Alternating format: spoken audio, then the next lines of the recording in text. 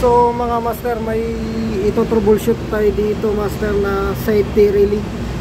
So itong safety relay na to master ay nawalan siya ng channel 1 at saka channel 2 mga master.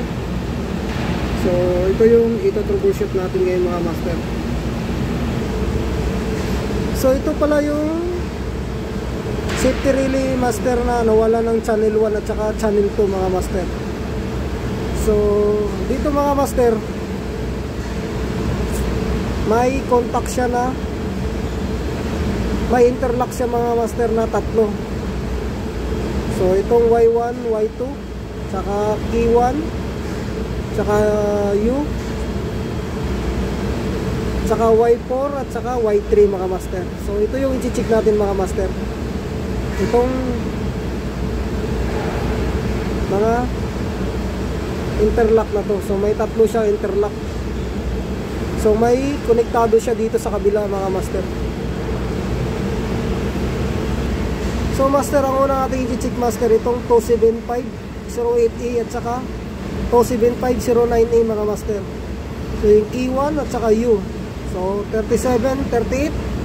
So dumaan siya sa K27501A mga master. So ibig sabihin dito siya manggagaling mga master, sa K27501A, sa kabilang safety relay mga master.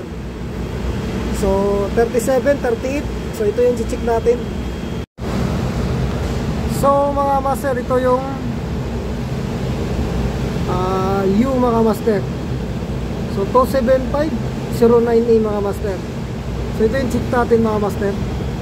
So may nakukuha tayong 25 volts. So itong wire na to master ay pumunta to dito sa safety relay na to. Ayan, kung makita nyo nasa ilalim. So titingnan natin dito sa terminal na to. So may nakukuha tayo. So yung labas niya master ay itong 27508A na to. So ito yung titingnan natin mga master. Ayan. So wala tayong nakukuha ang output mga master.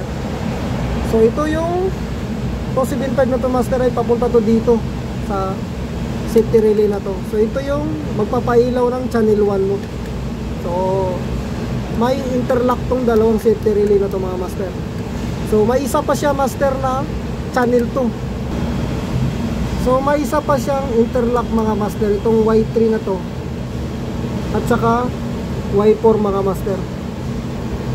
So itong dalawang wire na to mga master, itong dalawang wire na to. So ito mga master, testingin natin itong 27511A. So may nakukuha tayo mga master. So itong 27511A na to master ay pumunta siya dito sa kabilang safety relay. So ito yun. So may nakukuha tayong mga master dito. So yung tagos niya master, itong 27510A na to mga master. Ito. So wala tayong nakukuha mga master. So nangyari master, itong safety relay na to mga master, may ilaw na yung in1 niya at saka in2 niya kasi nga may signal tong